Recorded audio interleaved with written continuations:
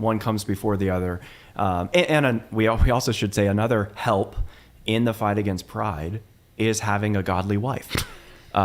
Because, Megan, I can't speak highly enough of how much of a support and a help and an encouragement she is to me, but she's not enamored with me in my ministry. She is my greatest cheerleader and my greatest critic, and she keeps me grounded in a way that helps me just remember I'm Matt, and I no matter how well or poorly a sermon went, I'm back to the grind, and I need to trust the Spirit, and I can't lean on coming home and thinking that I'm just, the greatest thing since sliced bread. When I met Mark and Connie Dever in Cambridge the first time in 1987, I was a single guy studying at Edinburgh, and I don't know when it was in the course of our conversations, but Mark says to me one day, he says, Lig, you need to get married.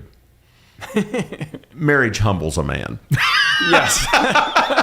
And it is true. People will come up and how do you handle the pride? Yeah, well, my wife is part of God's ministry to me in the area of humility. She sees me exactly as I am. Yeah, exactly.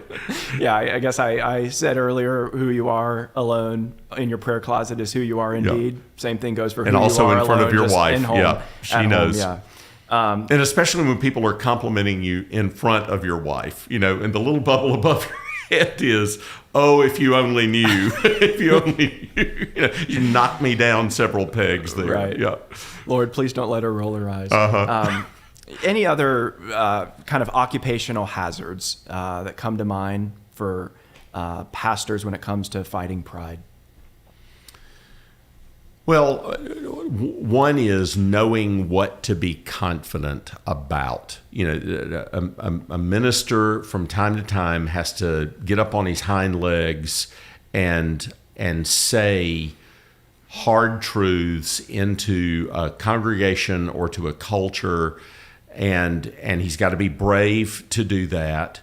And it can be easy to transpose that over into other areas where he does not have a thus saith the Lord, and his opinion is not of equal value. And so keeping an eye on, just knowing what areas we speak from our vocation and from, a thus saith the Lord in Scripture, and then knowing when we're out of our lane. And being able to recognize there are going to be other people that know more about that here than I do. I need to hear what they have to say. You're not omnicompetent, and that's a good thing. You're That's not right. God's expert on everything. That's right.